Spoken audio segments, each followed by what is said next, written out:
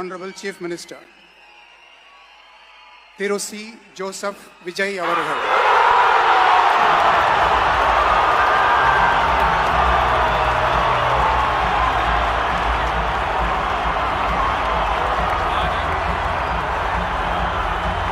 C. Joseph Vijay எனும் நான் அமைக்கப்பெற்ற இந்திய அரசியல் அமைப்பின்பால் உண்மையான நம்பிக்கையும் இந்திய நாட்டின் ஒப்பில்லாத முழு முதல் ஆட்சியையும் ஒருமையையும் நிலை நிறுத்துவேன் என்றும் தமிழ்நாட்டு அரசின் முதலமைச்சராக உண்மையாகவும்